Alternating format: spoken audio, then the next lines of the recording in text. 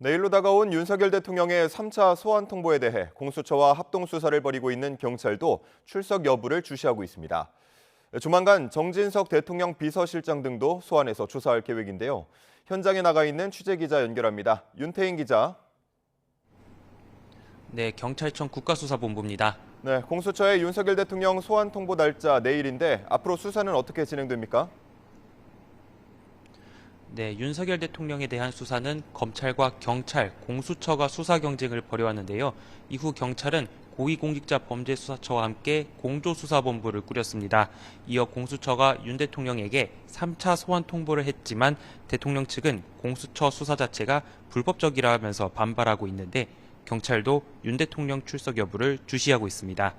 윤 대통령 측의 주장을 받아들여 내란죄 수사가 가능한 경찰이 다시 소환 통보를 할 가능성도 제시되긴 하는데 경찰은 대통령 측 반발에 대해 주장일 뿐이라며 크게 의미 부여를 하지 않고 있습니다.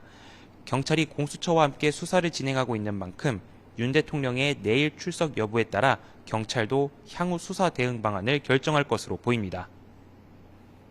네, 이런 가운데 경찰이 대통령 비서실장을 소환해 조사한다고요? 네, 앞서 정진석 대통령 비서실장은 국회 운영위원회에 모레 예정되어 있는 전체 회의에 참석할 수 없다는 불출석 사유서를 제출했습니다. 사유로는 수사기관으로부터 피고발인 신분으로 오는 30일, 그러니까 전체 회의와 같은 날에 출석하라는 통보를 받았다고 설명했습니다.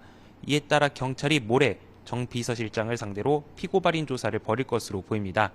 또 신원식 국가안보실장도 수사기관으로부터 같은 날 참고인 신분으로 조사를 받으러 오라고 통보를 받았다며 국회 운영위 불출석 사유서를 제출했습니다.